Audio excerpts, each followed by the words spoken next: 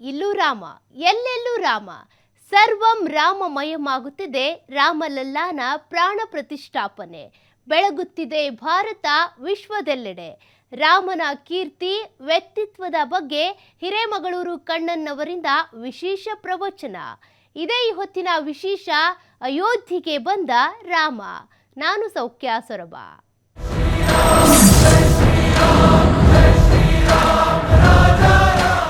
ಜನವರಿ 22ರಂದು ಅಯೋಧ್ಯೆಯಲ್ಲಿ ಶ್ರೀರಾಮ ಲಲ್ಲನ ಪ್ರಾಣ ಪ್ರತಿಷ್ಠಾಪನೆಗೆ ಇಡೀ ಜಗತ್ತು ಜಾತಕ ಪಕ್ಷಿಯಂತೆ ಕಾಯ್ತಾ ಇದೆ. ಶತಮಾನಗಳ ಸಂಘರ್ಷದ ಬಳಿಕ ರಾಮನೂರಿನಲ್ಲಿ ಗತ ವೈಭವ ಮರುಕಳಿಸ್ತಾ ಇದೆ. ಈ ಸಂದರ್ಭದಲ್ಲಿ ನಾಡಿನ ಹಿರಿಯ ಆಧ್ಯಾತ್ಮಿಕ ಚಿಂತಕರಾದ ಹಿರೇಮಗಳೂರು ಕಣ್ಣನ್ ರಾಮನ ಕುರಿತು ಪ್ರವಚನ ನೀಡಿದ್ದಾರೆ. ಆ ಭಕ್ತಿ ಭಾವದ ಪ್ರವಚನವನ್ನ ತೋರಿಸ್ತೀವಿ ನೋಡಿ. ಕನ್ನಡಿಗರೇ ನಮಸ್ಕಾರ.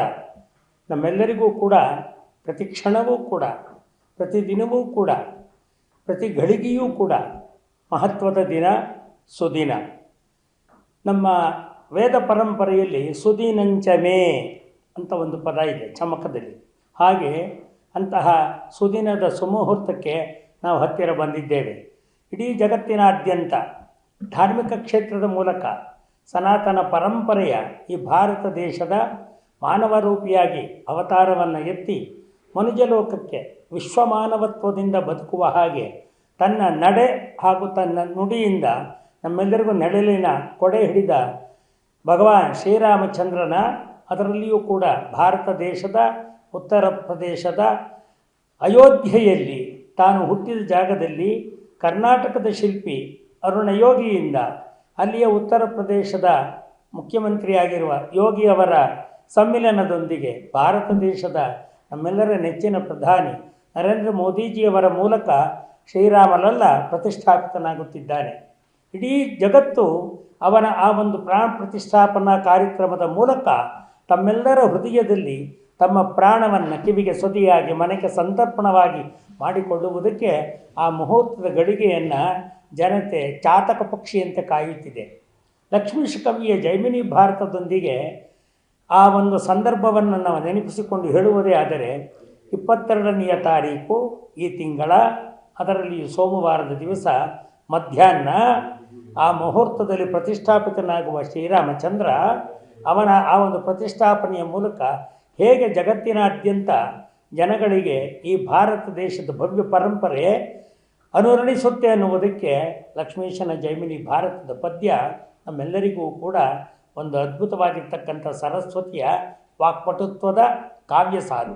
ವರವರ್ಣದಿಂದ ಶೋಭಿತಮಾಗಿ, ರೂಪ ವಿಸ್ತಾರದಿಂದ ಚೆಲ್ವಾಗಿ, ಮಧುರತರ ನವರಸ ಭರಿತದಿಂದ ವಿಲಸಿತಮಾಗಿ, ನಯನೋನುರಾಗದಿಂ ಪ್ರಚುರಮಾಗಿ, ನಿರುತ ಮಂಜುಳ ಶಬ್ದದಿಂದ ಕಿವಿಗಿಂಪಾಗಿ, ಚರಿಸುವ ಸುಲಲಿತ ಷಟ್ಪದಿಗಳು ಎಡಬಿಡದೆ ಝೇಂಕರಿಸದಿರ್ಪುದೇನು ಅಂತ ಲಕ್ಷ್ಮೀಶ ಕವಿ ಏನು ಹೇಳಿದನೋ ಹಾಗೆ ನಮಗೆ 22ನೆಯ ತಾರೀಕು ಸೋಮವಾರ ಮಧ್ಯಾಹ್ನದಿಂದ ಅಯೋಧ್ಯೆಯಲ್ಲಿ ಪ್ರತಿಷ್ಠಾಪಿತನಾಗುವ ರಾಮಲಲ್ಲನ ದರ್ಶನದಿಂದ ನಮ್ಮೆಲ್ಲರ ಮನಗಳಲ್ಲಿ ನಮ್ಮ ಧ್ವನಿ ಜೈ ಶ್ರೀರಾಮ್ ಅಂತ ಝೇಂಕರಿಸದಿರ್ಪುದೆಂದ.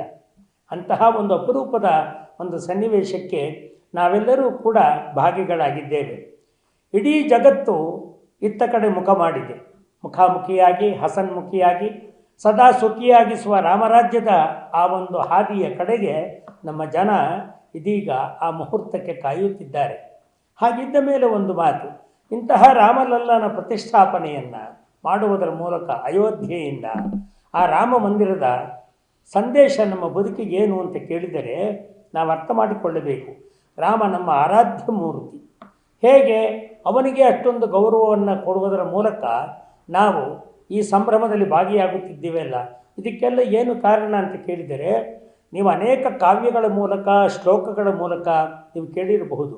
ಕನ್ನಡ ವಾಗ್ಮಯ ಪ್ರಪಂಚದಲ್ಲಿ ರಸಋಷಿ ಕುವೆಂಪುರವರೇ ರಾಮಾಯಣ ದರ್ಶನದ ಮೂಲಕ ಹೇಳಿರುವ ಮಾತನ್ನು ಕೇಳಿದರೆ ನನಗೂ ನಿಮಗೂ ಎಲ್ಲರಿಗೂ ಆ ದಿನದ ಮಹತ್ವ, ಆ ರಾಮನ ಶಕ್ತಿ, ಅವನ ವ್ಯಕ್ತಿತ್ವ, ಅದರ ಜೊತೆಗೆ ಅವನ ಆ ಒಂದು ಮಾನವತ್ವದ ಸೋದರತ್ವ ಭಾವನೆಯ ಸಂಕೇತ ಅರ್ಥವಾಗುತ್ತೆ. ರಾಮನ ಚರಿತ್ರೆ ಅದೇನು ಪುರಾಣವೇ, ಇತಿಹಾಸವೇ, ವರ್ತಮಾನವೇ, ಕಾಲ್ಪನಿಕವೇ, ಕಥೆಯೇ, ಕವನವೇ, ಒಗಟೆ ಅಂತೆಲ್ಲ ಕೇಳಿದರೆ ಕುವೆಂಪುರವರು ಹೇಳುತ್ತಾರೆ, ಇತಿಹಾಸ ಮಲ್ತು ಬರೀ ಕಥೆಯಲ್ತು, ಕಥೆತ ನಿಮಿತ್ತ ಮಾತ್ರ, ಆತ್ಮಕ್ಕೆ ಶರೀರದೋಲಂತೆ ಮೈವೆತ್ತುದಿಲ್ಲಿ, ರಾಮಕಥೆಯ ರಾಮರೂಪದ ಪರಾತ್ಪರನ ಪುರುಷೋತ್ತಮನ ಲೋಕಲೀಲಾ ದರ್ಶನಮ್ಮಂತ. ಆ ಮಾತನ್ನು ಕೇಳಿ ಅರ್ಥ ಮಾಡಿಕೊಳ್ಳಿ. ಇತಿಹಾಸ ಮಲ್ತು ಬರೀ ಕಥೆಯಲ್ತು, ಕಥೆತ ನಿಮಿತ್ತ ಮಾತ್ರ, ಅದೇನಿದ್ರು ನಿಮಿತ್ತ. ಹೇಗೆ ರಾಮನ ಒಂದು ಸಂಬಂಧ ನಮಗೆ ಅಂದರೆ, ಆತ್ಮಕ್ಕೆ ಶರೀರದೋಲಂಬಂತೆ ಮೈವೆತ್ತುದಿಲ್ಲಿ, ರಾಮಕಥೆಯ ಪರಾತ್ಪರನ ಪುರುಷೋತ್ತಮನ, ಅದರಲ್ಲಿಯೂ ಕೂಡ ರಾಮಕಥೆಯ ಪಂಜರದಿ ರಾಮರೂಪದ ಪರಾತ್ಪರನ ಪುರುಷೋತ್ತಮನ ಲೋಕಲೀಲಾ ದರ್ಶನಂ ಅಂದು. ಆ ರಾಮನ ಅವತಾರ, ಆ ತ್ರೇತಾಯುಗದಿಂದ ಆರಂಭವಾದ ಅವನ ಆ ಒಂದು ಜನ್ಮದ ಕತೆ ನಮ್ಮೆಲ್ಲರಿಗೂ ಕೂಡ ಆದರ್ಶ. ರಾಮ ಅಯನ ರಾಮಾಯಣ, ರಾಮ ಪಯಣ ರಾಮಾಯಣ. ಅಂತಹ ಒಂದು ರಾಮನ ಆ ವ್ಯಕ್ತಿತ್ವದಲ್ಲಿ ಅದನ್ನು ನಮಗೆ ಆತ್ಮಕ್ಕೆ ಶರೀರದೋಲೆಂಬಂತೆ ಅಂತ ಹೇಳಿದಾರಲ್ಲ, ಅಷ್ಟಕ್ಕೆ ಕುವೆಂಪುರವರು ಮತ್ತೆ ಆ ಮಾತನ್ನು ಉಗ್ಗಡಿಸಿಬಿಟ್ಟರೆ, ಬಹಿರ್ಘಟನೆಗಳ ಘಟನೆಗಳ್ತಿದು, ಅಲೌಕಿಕ ಸತ್ಯಂಗಳಂ ಪ್ರಥಮಿಸುವ ಸತ್ಯಸ್ಯ ಸತ್ಯ ನಿತ್ಯ ಕಥನಂಕಣ. ಅಲೌಕಿಕ, ಲೌಕಿಕಕ್ಕಷ್ಟೇ ಅಲ್ಲ ಅದು, ಅಲೌಕಿಕ ಅದರಲ್ಲಿ ಪ್ರಥಮಿಸುವ ಸತ್ಯಸ್ಯ ಸತ್ಯ ಕಥನಂಕಣನು.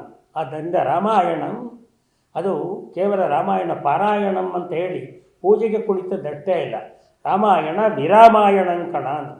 ಅಂತಹ ಒಂದು ರಾಮನ ಆ ಒಂದು ದಿವ್ಯ ಚರಿತ್ರೆಯನ್ನು, ಆ ಒಂದು ವ್ಯಕ್ತಿತ್ವವನ್ನು ಅದರಲ್ಲಿ ಹೇಗೆಲ್ಲ ನಮಗೆ ಬಣ್ಣಿಸಿ ಕೊಟ್ಟಿದ್ದಾರೆ ಅಂದರೆ, ಅದನ್ನು ನಾವು ಅಧ್ಯಯನ ಮಾಡಿದಾಗ ಮಾತ್ರ ಈ ರಾಮನ ಆದರ್ಶ, ರಾಮನ ವ್ಯಕ್ತಿತ್ವ, ರಾಮನ ಭವ್ಯರೂಪ, ರಾಮನ ನಡೆ, ರಾಮನ ನುಡಿ, ಅವನ ಚರಿತೆ, ಅವನ ಜೀವನ ಮತ್ತು ಅವನ ಮೂಲಕ ನಮ್ಮ ಜಗತ್ತಿಗೆ ಸಿಗುವ ಸಂದೇಶ ಅರ್ಥವಾಗುತ್ತೆ. ದಾಸ ಸಾಹಿತ್ಯದಲ್ಲಿ ಆ ರಾಮನನ್ನು ಎಷ್ಟು ಚೆನ್ನಾಗಿ ಬಣ್ಣಿಸಿದ್ದಾರೆ ದಾಸರು. ಆ ಪದ ಗಮನಿಸಿ. ಈ ಮುದ್ದು, ಈ ಮುಖವು, ಈ ಬಿಲ್ಲು ಬಾಣ, ಈ ತಮ್ಮ, ಈ ಸೀತೆ ಗುಣಬಂಟ ಹನುಮ, ಆವ ದೇವರಿಗುಂಟು ಮೂಲೋಕದೊಳಗೆ ಜೀವಕೋಟಿಗಳುಡಿಯ ರಾಮ ಜಾನಕಿಗೆ ಜಯಮಂಗಳಂ ನಿತ್ಯ ಶುಭ ಮಂಗಳಂ. ಕರ್ನಾಟಕದ ಮೂಲಕ ಭಾರತ ದೇಶದಲ್ಲಿ ಅಯೋಧ್ಯೆಯಲ್ಲಿ ರಾಮ ಹುಟ್ಟಿದ ನೆಲದಲ್ಲಿ ರಾಮ ತಾನು ಮೂರ್ತಿ ರೂಪಿಯಾಗಿ ಇದೀಗ ನಮಗೆಲ್ಲರಿಗೂ ಅನುಗ್ರಹಿಸುವುದಕ್ಕೆ ಶಿಲ್ಪದಿಂದ ಅವನು ಕಲ್ಪವಾಗಿಸಿ ಮನಸ್ಸನ್ನು ಕಾಮಧೇನುವಾಗಿಸಿಕೊಂಡು ಅರ್ಚಾವತಾರಿಯಾಗಿ ಕಂಗೊಳಿಸಿಕೊಳ್ಳುವುದಕ್ಕೆ ನಮ್ಮ ಕರ್ನಾಟಕದ, ಅದರಲ್ಲಿಯೂ ಕೂಡ ಅರುಣ ಕಿರಣಗಳ ಮಣಿಯನ್ನು ಧರಿಸಿ ಮಣಿದಳು ಕುಣಿದಳು ಉಷಯದ ನರಸಿ ಅನ್ನುವ ಪೂತಿ ನರಸಿಂಹಾಚಾರ್ಯವರ ಕವಿತೆಯಂತೆ ಅರುಣ್ ಯೋಗಿಯಿಂದ ಕರ್ನಾಟಕದ ಮೂಲಕ ರಾಮಲಲ್ಲ ಅಲ್ಲಿ ಧನುರ್ಧಾರಿಯಾಗಿ ನಿಂತುಕೊಂಡು ನಮಗೆಲ್ಲರಿಗೂ ಕೂಡ ದರ್ಶನವನ್ನು ಅನುಗ್ರಹಿಸುವುದಕ್ಕೆ ಈಗಾಗಲೇ ಗುಡಿಯನ್ನು ಹೊಕ್ಕಿದ್ದಾನೆ. ಇದಕ್ಕಿಂತ ಬಹುದೊಡ್ಡ ಭಾಗ್ಯ ಮತ್ತೇನಿದೆ ಹೇಳಿ? ಅರುಣ್ ಆ ಶಿಲ್ಪಿ, ಅವನು ಇವತ್ತಿನ ಆಧುನಿಕ ಪ್ರಪಂಚದ ವಿದ್ಯಾಭ್ಯಾಸ ಮಾಡಿರುವ ಆ ಶಿಲ್ಪಿ ತನ್ನ ಮನೆಯ ಪರಂಪರೆಯನ್ನು ತಾನು ಹೃದ್ಗತ ಮಾಡಿಕೊಂಡು ಅದರ ಮೂಲಕ ಶಿಲಾರೂಪದಿಂದ ಕರ್ನಾಟಕದ ಶಿಲೆಯಲ್ಲೇ ಆ ರಾಮನನ್ನು ಕಡಿಯುವಾಗ ಅವನ ಮನಸ್ಸು ಹೇಗಿತ್ತು ಅನ್ನುವುದಕ್ಕೆ, ಅವನು ಕೊಟ್ಟ ರೂಪಕ್ಕೆ ನಮ್ಮ ಬೇಂದ್ರೆಯವರ ಕವಿತೆಯನ್ನು ಕನ್ನಡ ನಾಡಿನ ಜನ ಕೇಳಬೇಕು. ಶಿಲ್ಪಿ ಬಂದ ಕಲೆಯ ನರಸಿ ಅರಸನಾಜ್ಞೆ ತಲೆಯಲ್ಲಿರಿಸಿ ಉಡಿಯು ಕಲ್ಲ ನೋಡುತ್ತಿತ್ತು, ಮೊನದ ಮೊಳಕೆ ಬೀಳುತ್ತಿತ್ತು, ಒಡನೆ ಚಿತ್ತಗೇಳುತ್ತಿತ್ತು, ಚಿತ್ತದೊಳಗೆ ಚಿತ್ರವನ್ನು ಎತ್ತಿದವನು ಯಾರು, ಇವನ ಚಿತ್ತಕ್ಕೆ ಆ ಚಿತ್ರವನ್ನು ಬಿತ್ತಿದವನು ಯಾರು? ಶ್ಲೋಕದಲ್ಲಿ ಒಂದು ಮಾತು ಹೇಳಿದೆ, ಶಿಕಾರಂ ಚಿತ್ರಮುತ್ಪನ್ನಂ ಲಿಕಾರಂ ಗೋಪರಾದಿಶು. ಶಿಲ್ಪಿ ಅಂತಕ್ಕಂಥವನು ಅಮೂರ್ತವಾಗಿರ್ತಕ್ಕಂಥ ನಮ್ಮೆಲ್ಲರ ಭಾವನೆಗೆ ಮೂರ್ತ ರೂಪದಲ್ಲಿ ಕಲೆಯ ರೂಪದಿಂದ, ಅದರಲ್ಲಿಯೂ ಕೂಡ ಆ ಶಿಲೆಯ ಮೇಲೆ ಆ ಭವ್ಯ ಪರಂಪರೆಯ ವ್ಯಕ್ತಿತ್ವದ ಆ ಶ್ರೀರಾಮಚಂದ್ರನ ಕಳೆದ ನಿಲ್ಲಿಸುವ, ನಮ್ಮ ಮನಸ್ಸಿನಲ್ಲಿ ಏಕಾಗ್ರತೆಗೊಳಿಸುವ, ಅದರ ಕಡೆಗೆ ನೋಡಿ ಸಂತುಷ್ಟಿಯಿಂದ, ಸಂತೃಪ್ತ ಭಾವನೆಯಿಂದ, ಸಂತೋಷದಿಂದ, ಸಮಾಧಾನದಿಂದ ನಮ್ಮ ಜೀವನವನ್ನು ಸುಖವಾಗಿ ನಡೆಸುವುದಕ್ಕೆ ಶಿಲ್ಪಿಯ ಕೈಚಳಕ ಬಹಳ ಮುಖ್ಯ. ಅಂತಹ ಕೈಚಳಕದ ಶಿಲ್ಪಿ ಅರುಣ್ ನಮ್ಮ ಕರ್ನಾಟಕದ ಕೀರ್ತಿಯನ್ನು ಹೆಮ್ಮೆಯಿಂದ ಎತ್ತಿ ಹಿಡಿದಿದ್ದಾರೆ. ಅಂತಹ ಒಂದು ಬಾಲರಾಮನ ಮೂರ್ತಿಯನ್ನು ನೋಡುವಾಗ ಆ ರಾಮನಲ್ಲಿ ಕಾಣತಕ್ಕಂತಹ ಸೌಂದರ್ಯಗಳು ಹೇಗಿದೆ ಅನ್ನುವುದಕ್ಕೆ ಲಕ್ಷ್ಮೀಶ್ ಕವಿಯ ಜೈಮಿನಿ ಭಾರತದ ಪದ್ಯ ಕೇಳಿ. ಪರಸುಪ್ರಸನ್ನ ವದನದ, ಕಮಲ ನೇತ್ರದ, ಮಕರ ಕುಂಡಲದ, ಲಲಿತನಾಸಿಕದ, ಪಣೆಯ ಕತ್ತುರಿಯ ತಿಲಕದ ಮುರಿದ ಪರ್ಬುಗಳ ದೊಳದೊಳಸಿ ದುರಕಾವಳಿಯ ಕೊರಲ ವನಮಾಲೆಗಳ ಕೌಸ್ತುಭ ಶ್ರೀವತ್ಸದುರದ ಚಂದನದ ನಳಿತೋಳ್ಗಳ ಘನಾಂಗದ ಅವಯವದ ಸರ್ವಾಭರಣ ಭೂಷಿತ ರಘುರಾಮನಂ ಕಂಡೆನು. ನಮ್ಮ ಭಾರತ ದೇಶದ, ಅದರಲ್ಲಿ ಉತ್ತರ ಪ್ರದೇಶದ ಎಲ್ಲರ ಮನಸ್ಸಿಗೂ ಉತ್ತರ ಕೊಡುವಂತಹ ಆ ಉತ್ತರ ಭಾರತದಲ್ಲಿನ ಉತ್ತರ ಪ್ರದೇಶದಲ್ಲಿ ಉತ್ತರವನ್ನು ಕೊಡುವುದಕ್ಕಾಗಿ ಸಿದ್ಧನಾಗಿ ನಿಂತಿರುವ ಬಾಲಮೂರ್ತಿ ರಾಮಲಲ್ಲನ ದರ್ಶನ ನಮಗೆ ಆ ರೀತಿಯಾಗಿ ಮಾಡಿಸುತ್ತದಂತೆ. ಅಷ್ಟೇ ಅಲ್ಲ ಸ್ವಾಮಿ, ರಾಮನೆಲ್ಲರ ತಂದೆ, ಜಾನಕಿಯ ತಾಯಿ, ಭೂಮಿಯ ಜನವೆಲ್ಲ ಅಣ್ಣ ತಮ್ಮದಿರು. ಅವನ ಸಂದೇಶ ಏನು ಗೊತ್ತಾ? ಆತ 22ನೇ ತಾರೀಕಿನಿಂದ ನಮಗೆ ಅನುಗ್ರಹಿಸುವುದು, ಬಿಡು ಹಾಳು ಜಗಳಗಳ, ಮರೆ ಕೆಟ್ಟ ನುಡಿಯ, ತೊಡು ಸತ್ಯವ್ರತವ, ತೊರೆ ದುಷ್ಟಕತೆಯ, ಧರ್ಮಕ್ಕೆ ಹೋರಾಡು, ನ್ಯಾಯಕ್ಕೆ ಬಾಗು, ನಲ್ಮೆ ತೋರೆಲ್ಲರಿಗೆ ಪ್ರಿಯ, ಎದೆ ತುಂಬಿರಲಿ ರಾಮನ್ ಇಳೆಯವನ ರಾಜ್ಯ, ಬದುಕುವನಳು ಉತ್ಸಾಹ, ಬಾಳವನ ಭೋಜ್ಯ. ಇಂಥ ಪದಪ್ರಯೋಗ ನೋಡಿ, ಬದುಕುವನಳು ಉತ್ಸಾಹ, ಬಾಳವನ ಭೋಜ್ಯ. ಒಂದು ಪೌರುಷದ ಕೈ, ಒಂದು ಧರ್ಮದ ಕೈ, ಒಂದು ಪದ ವಿಜ್ಞಾನ, ಒಂದು ಸೌಜನ್ಯ, ಇಂತನೆವ ಬೋಲೆ ಸವ ಮಾರುತಿಯ ಗುರುವು, ಚಿಂತೆಗಳ ಬಿಟ್ಟವನ ದಾರಿಯಲ್ಲಿ ಚರಿಸೋನು. ಇವತ್ತಿಗೂ ಉತ್ತರ ಪ್ರದೇಶದಲ್ಲಿ ರಾಮಲಲ್ಲನ ದರ್ಶನ ಮಾಡುವುದಕ್ಕೆ ಮುಂಚೆ ಹನುಮಾನ್ ಗುಡಿಯನ್ನು ಹೊಕ್ಕಿ ಆನಂತರಕ್ಕೆ ಆ ಗುಡಿಯನ್ನು ರಕ್ಷಿಸಿಕೊಟ್ಟವನ ಅಭೂತವಾಗಿರ್ತಕ್ಕಂಥ ಪವಾಡವನ್ನು ದೂರದರ್ಶನಗಳಲ್ಲಿ ನಾವು ಕಾಣುತ್ತಿದ್ದೇವೆ. ಆ ಮಹಾಮಹಿಮನ ಮೂಲಕ ಆನಂತರ ಅವನ ಪರಮ ಆರಾಧ್ಯನಾಗಿರ್ತಕ್ಕಂಥ ರಾಮ ದರ್ಶನಕ್ಕೆ ನಾವು ಬರಬೇಕು ಅನ್ನುವ ಪ್ರತೀತಿಗೆ ತಕ್ಕಂತೆ DVG ಕನ್ನಡದಲ್ಲಿ ಅವತ್ತೇ ಬರೆದರು. ಇಂತನವ ಬೋಲೆ ಸವ ಮಾರುತಿಯ ಗುರುವು, ಚಿಂತೆಗಳ ಬಿಟ್ಟವನ ದಾರಿಯಲ್ಲಿ ಚರಿಸು, ಮನದಿ ರಾಮನ ನಿಲ್ಲಿಸೋ, ಸನುಮತಿಯ ಬೆಳಗು, ಜನುಮ ಸಾರ್ಥಕವೆನಿಸೋ, ಹನುಮಂತ ಗುರುವೇನು ಅಂತ ಹನುಮಾನ್ ದೇವಾಲಯದಿಂದ ನಾವೆಲ್ಲ ದರ್ಶನ ಮಾಡಿಕೊಂಡು ಸರಿಯೂ ನದಿಯ ತೀರದಲ್ಲಿ ಮಿಂದೆದ್ದು ತನ್ಮೂಲಕ ಶ್ರೀರಾಮಚಂದ್ರ ರಾಮಲಲ್ಲನ ದರ್ಶನಕ್ಕೆ ನಾವೆಲ್ಲ ಕಾತುರರಾಗಿ ಕಾದಿದ್ದೇವೆ ಅಂತೇಳಿದರೆ ಈ ಜನುಮ ಸಾರ್ಥಕವಾಯಿತು. ನಾವು ಧನ್ಯ, ಅವನು ಮಾನ್ಯ, ನಾವೆಲ್ಲರೂ ಶ್ರೀಮಾನ್ಯ. ಕಡೆಯದಾಗಿ ಒಂದು ಮಾತು ಅಂತ ರಾಮನ ಆದರ್ಶಕ್ಕೆ ವಾಲ್ಮೀಕಿಯಿಂದ ಹಿಡಿದು ಕುವೆಂಪುರವರೆಗೆ ಬಣ್ಣಿಸಿರುವ ಅವನ ವರ್ಣನೆಯನ್ನು ನೀವು ಕೇಳದಿದ್ದರೆ ಆ ರಾಮನ ಆ ಪೂರ್ಣ ವ್ಯಕ್ತಿತ್ವ ನಮಗೆ ಅರ್ಥವಾಗುವುದಿಲ್ಲ. ರಾಜ್ಯಭಾರ ಮಾಡತಕ್ಕಂಥವನು, ಸಂಸಾರ ನಡೆಸ್ತಕ್ಕಂಥವನು, ಸಮಾಜವನ್ನು ನೋಡ್ತಕ್ಕಂಥವನು, ಸಮುದಾಯಗಳ ಮೂಲಕ ಅದರಲ್ಲಿ ನಿಂತು ಕಲಹಕ್ಕೆ ದಾರಿ ಇಲ್ಲದಲೇ ಕೆನವಾಲ ಕಡದ ನವನೀತಮಂ ತೆಗೆದು ಬಾಯಿಗೆ ಗಿನಿದಾಗಿ ಸವಿಯ ಹಾಗೆ ಮಾತನಾಡುತ್ತಾ ಎಲ್ಲರ ಹೃದಯವನ್ನು ಮುಟ್ಟತಕ್ಕಂಥವನು ಹೇಗೆ ಈ ಜಗತ್ತಿನಲ್ಲಿ ನಡೆದುಕೊಳ್ಳುತ್ತಾನೆ ಅನ್ನುವುದಕ್ಕೆ ಅವನ ವ್ಯಕ್ತಿತ್ವದ ಮತ್ತೊಂದು ಮಾತನ್ನು, ಗುಣವನ್ನು ಕೇಳಬೇಕು. ನಮ್ಮ ಕನ್ನಡ ಸಾಹಿತ್ಯದಲ್ಲಿ ಮುದ್ದಣ ಮನೋರಮೆಯ ಮಾತುಕತೆಗಳಲ್ಲಿ ಮುದ್ದಣ ಒಂದು ಮಾತು ಹೇಳಿದ. ರಾಮ ನಿಂತಿದ್ದಾನೆ, ಪಕ್ಕದಲ್ಲಿ ಸೀತಾಮಾತೆ, ಇತ್ತ ಕಡೆ ಲಕ್ಷ್ಮಣ. ಏನಿ 3 ಜನರು ನಿಂತಿರುವ ಸಾಂಕೇತಿಕತೆಯ ಅರ್ಥ ಅಂತ ಕೇಳಿದರೆ ಒಂದು ಕುಟುಂಬದ ಆದರ್ಶವನ್ನು ಅದು ತೋರಿಸುತ್ತದಂತೆ.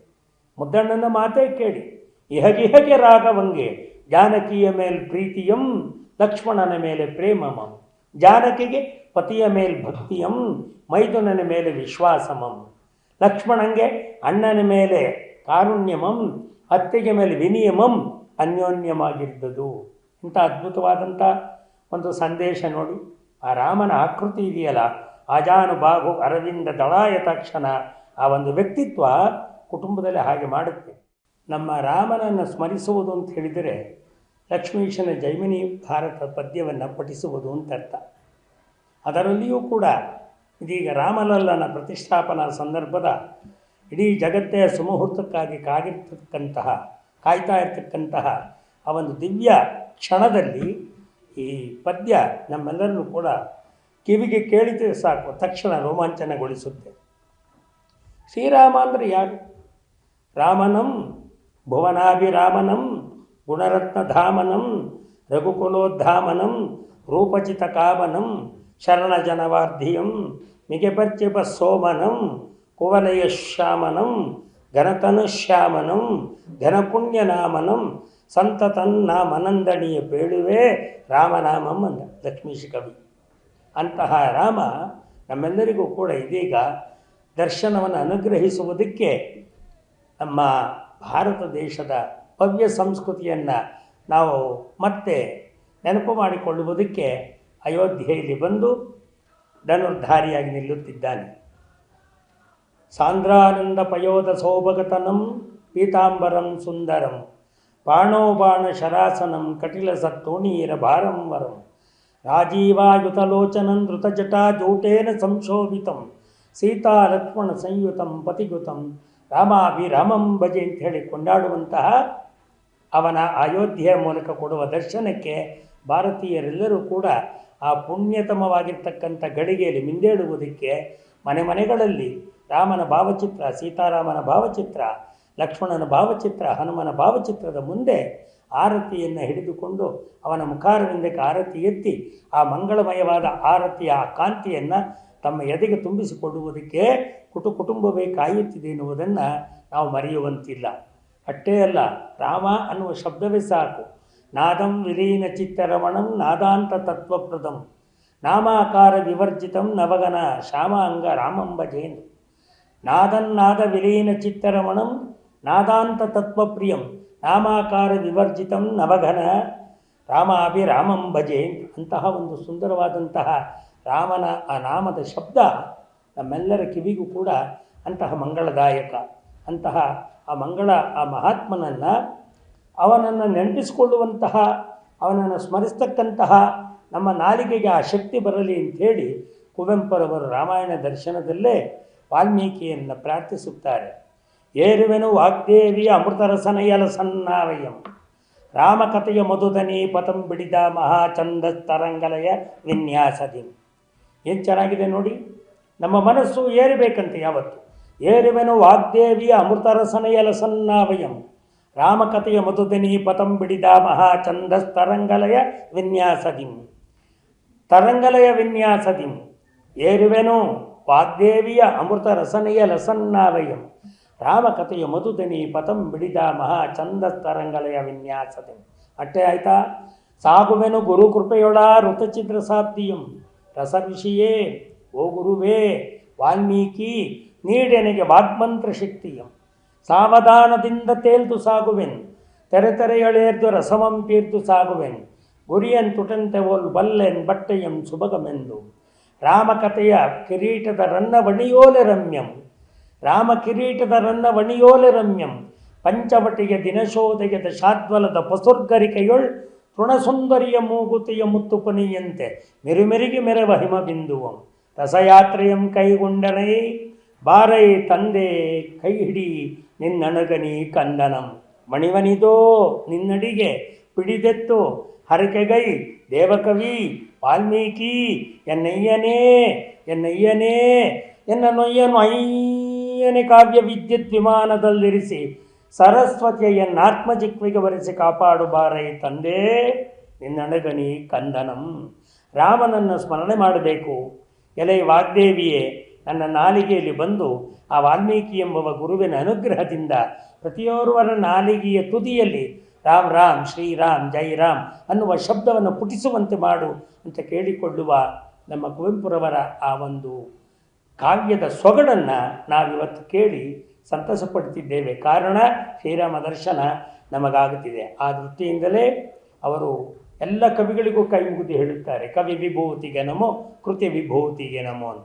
ಈ ಕೃತಿಯನ್ನು ರಚಿಸಿದ ಕೃತಿಕಾರನಿಗೆ, ಅದರ ಜೊತೆಯಲ್ಲಿ ಅಂಥ ರೂಪದಲ್ಲಿ ನಾಯಕನಾಗಿ ಅವತರಿಸಿದ ಶ್ರೀರಾಮನಿಗೆ ನಮೋ ನಮಃ ಅಂದರು.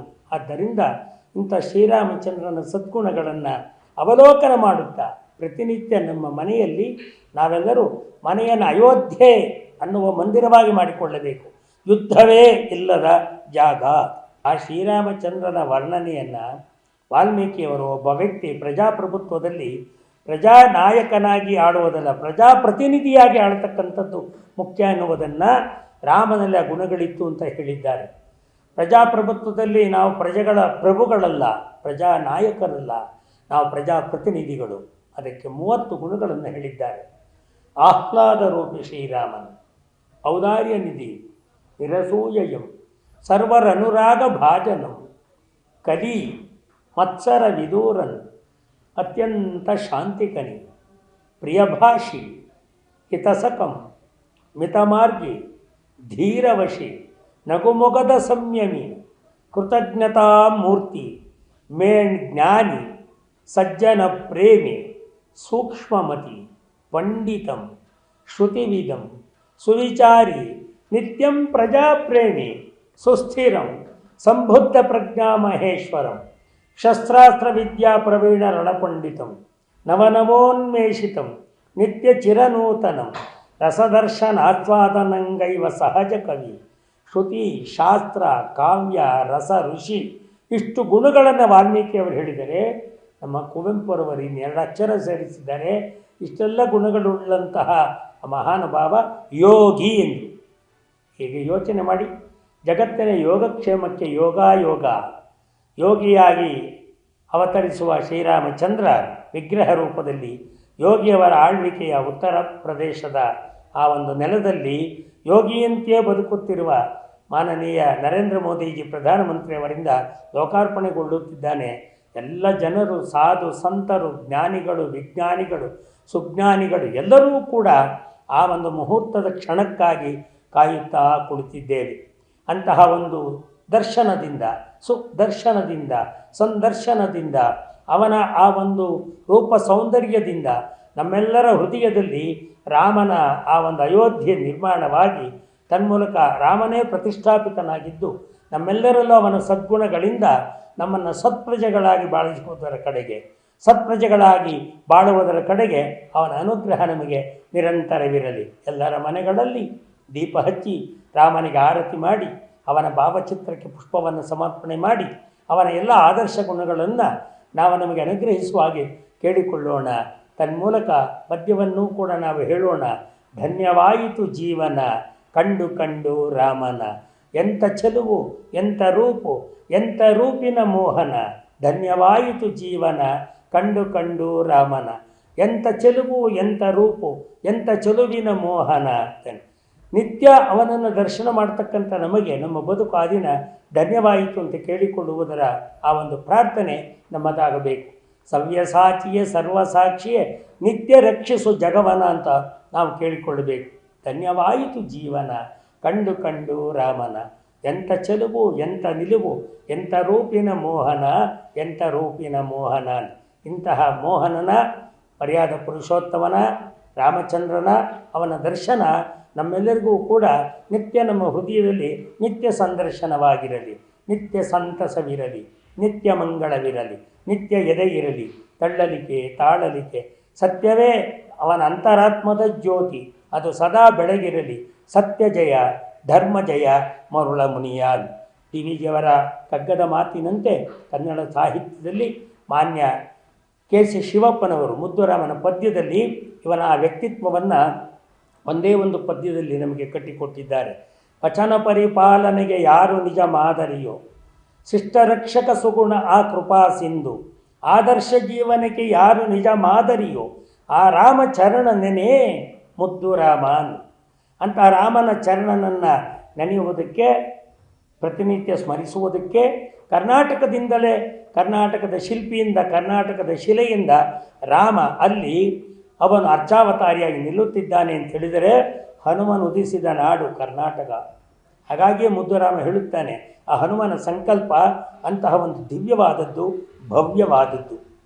ಅದರಲ್ಲಿಯೂ ಕೂಡ ಅವನನ್ನು ಸ್ಮರಿಸುತ್ತಾ ರಾಮನನ್ನು ನಾವು ಅವನಿಗೆ ನಮಸ್ಕಾರ ಮಾಡಿ ಆಶೀರ್ವಾದವನ್ನು ಪಡೆಯುತ್ತೇವೆ ಅಂತ ಹೇಳಿದರೆ ಆ ಪದ್ಯವೇ ನಮಗೆ ಹೃದಯವಾಗಬೇಕು. ಹನುಮ ಹಾರಿದ ಕಡಲ ಕಂಡ ಸೀತೆಯವ ನದಿ, ಮಾಡಿ ಲಂಕಾ ದಹನ ಹಿಂತಿರುಗಿ ಬಂದ, ಸಂಕಲ್ಪವೆಲ್ಲಿದೆಯೋ ಮಹಿಮೆ ಕೂಡಿಹದಲ್ಲಿ ರಾಮ ಇಚ್ಛಾಶಕ್ತಿಯಾಗೋದಕ್ಕೆ ಹನುಮಗಿಚ್ಛಾಶಕ್ತಿ ಮುದ್ದು ರಾಮನು. ಇನ್ನೊಮ್ಮೆ ಕೇಳಿ ಆ ಪದ್ಯವನ್ನು ಕೇಳಿ. ಎಲ್ಲಿಂದ ಹೇಗೆಲ್ಲ ನಮಗೆ ದರ್ಶನವನ್ನು ಅನುಗ್ರಹಿಸುವ ಹಾಗೆ ಮಾಡಿದ್ದಾನೆ. ಹನುಮ ಹಾರಿದ ಕಡಲ ಕಂಡ ಸೀತೆಯವ ನದಿ, ಮಾಡಿ ಲಂಕಾ ದಹನ ಹಿಂತಿರುಗಿ ಬಂದ, ಸಂಕಲ್ಪವೆಲ್ಲಿದೆಯೋ ಹಿರಿಮೆ ಕೂಡಿಹದಲ್ಲಿ ಹನುಮಗಿಚ್ಛಾಶಕ್ತಿ ಮುದ್ದು ರಾಮನ್. ಭಾರತೀಯರೆಲ್ಲ ಅನುಮಾನವಿಲ್ಲದ ಆ ಹನುಮನ ಭಕ್ತಿಯ ಮೂಲಕ ಇಚ್ಛಾಶಕ್ತಿಗಳಾಗಿ ಶ್ರೀರಾಮಚಂದ್ರನ ಆ ಭವ್ಯ ದರ್ಶನದಿಂದ ನಮ್ಮ ನಾಡು ರಾಮರಾಜ್ಯವಾಗಲಿ. ಸಿದ್ಧವಾದ ಶುದ್ಧವಾದ ಅದರಲ್ಲಿಯೂ ಕೂಡ ಬದ್ಧತೆಯಿಂದ ನಡೆಯತಕ್ಕಂತಹ ಸದ್ಗುಣತೆಯ ರಾಮಚರಿತೆಯ ಈ ಗುಣಗಳು ನಮ್ಮೆಲ್ಲರಿಗೂ ಕೂಡ ಅವತ್ತು ಪ್ರಜ್ವಲಿಸಲಿ, ನಿತ್ಯ ಅದೆಲ್ಲ ಕಡೆಗೂ ಅದು ಜಾಜ್ವಲ್ಯಮಾನವಾಗಿ ದೀಪದ ಬೆಳಕನ್ನು ಜಗತ್ತಿಗೆ ನೀಡುವಂತಾಗಲಿ ಅಂತ ಕೇಳಿಕೊಳ್ಳಬೇಕು. ಆ ದೃಷ್ಟಿಯಿಂದ ಕವಿ ವಿಭೂತಿಗೆ ನಮೋ ಹೇಳಿದೆವು, ಕೃತಿ ವಿಭೂತಿಗೆ ನಮೋ ಹೇಳಿದೆವು. ಆದರೆ ಶ್ರೀರಾಮಚಂದ್ರನಿಗೆ ನಾವು ಕೈ ಮುಗಿಯುತ್ತಾ ಮತ್ತೊಂದು ಮಾತು ಹೇಳುತ್ತಾರೆ ಕುವೆಂಪು, ಸರ್ವಭಾಷಾಮಯಿ ಭಗವತಿಯ ಪೂವಡಿಯ ಕನ್ನಡದ ಸಿರಿಗುಡಿಯ ನುಡಿಯ ಕಣ್ಪಡಿಮೆಯೊಳು ಕಡೆದು ಮೂಡಿಯ ನಿತ್ಯರಾಮಂಗೆ. ಒಂದು ಮಾತು ನಾವು ಗಮನಿಸಿಕೊಳ್ಳಬೇಕು. ಕಾವ್ಯದಲ್ಲಿ ಶಬ್ದ ಪ್ರಯೋಗ ಕುವೆಂಪು ಇವತ್ತು ಮಾಡಿದ್ದಾರೆ ಇಲ್ಲ, ಅವತ್ತೇ ಮಾಡಿದರು. ಆದರೆ ಇವತ್ತು ಆ ಕಾವ್ಯದ ಶಬ್ದ ಕರ್ನಾಟಕದಿಂದ, ಕನ್ನಡದ ಒಬ್ಬ ಶಿಲ್ಪಿಯಿಂದ ಒಡಮೂಡುತ್ತಿದ್ದಾನೆ. ಅಲ್ಲಿ ನಿಂತುಕೊಳ್ಳುವುದಕ್ಕೆ ಸಿದ್ಧನಾಗಿ 22ನೇ ತಾರೀಕಿನಿಂದ ದರ್ಶನ ನೀಡುತ್ತಿದ್ದಾನೆ ಅಂದರೆ ಇದನ್ನು ಒಂದು ರೀತಿಯ ಭವಿಷ್ಯವಾಣಿಯಂತೆ ಕುವೆಂಪು ಅವತ್ತೇ ಹೇಳಿದಂತೆ ಗಮನಿಸಿ. ಸರ್ವಭಾಷಾಮಯಿ ಭಗವತಿಯ ಪೂವಡಿಯ ಕನ್ನಡದ ಸಿರಿಗುಡಿಯ ನುಡಿಯ ಕಣ್ಪಡಿಮೆಯೊಳು ಕಡೆದು ಮೂಡಿಹ ನಿತ್ಯ ರಾಮಂಗೆ, ನಮ್ಮ ರಾಮಂಗೆ, ದಶರಥ ಕಂದಂಗೆ, ಕೌಸಲೆಯ ತನೆಯಂಗೆ, ಜಗದ್ರಕ್ಷಕಂಗೆ ಓಂ ನಮೋ ಓಂ ನಮೋ ಓಂ ನಮೋ ಅಂತ ಉಗ್ಗಡಿಸಿದರು. ಬನ್ನಿ, ಅರುಣನ ಮೂಲಕ ಅರುಣಮಣಿಯನ್ನು ಧರಿಸಿ ಮಣಿದಳು ಕುಣಿದಳು ಉಷಯದ ನರಸಿ ಎನ್ನುವ ಕವಿತೆಯಂತೆ ಅರುಣ ಶಿಲ್ಪಿಯ ಮೂಲಕ ಅರುಣೋದಯಕ್ಕೆ 22ನೆಯ ತಾರೀಕು ಮಧ್ಯಾಹ್ನ ಆ ಬ್ರಾಹ್ಮಿ ಮುಹೂರ್ತದಲ್ಲಿ ಪ್ರತಿಷ್ಠಾಪಿತನಾಗುವ ರಾಮಲಲ್ಲ ಅವನನ್ನು ನಿನ್ನ ಕಂಡ ಕಣ್ಗಳು ಮತ್ತೊಂದನ್ನು ಕಾಣುವ ಅನ್ನುವ ಪ್ರಾರ್ಥನೆಯಲ್ಲಿ ನಾವೆಲ್ಲ ದರ್ಶನ ಮಾಡಿ ಮಿಂದೇಳೋಣ. ಏನಂತೀರಿ ಏನಂತೀರಿ? ಇದಾಗಿತ್ತು ಪ್ರಭು ಶ್ರೀರಾಮಚಂದ್ರರ ಕುರಿತ ಆಧ್ಯಾತ್ಮಿಕ ಚಿಂತಕ ಹಿರೇಮಗಳೂರು ಕಣ್ಣನ್ ನೀಡಿದ ಪ್ರವಚನ. ನೋಡ್ತಾ ಇರಿ TV5 ಕನ್ನಡ, ಇದು ವಾಸ್ತವದ ಪ್ರತಿರೂಪ.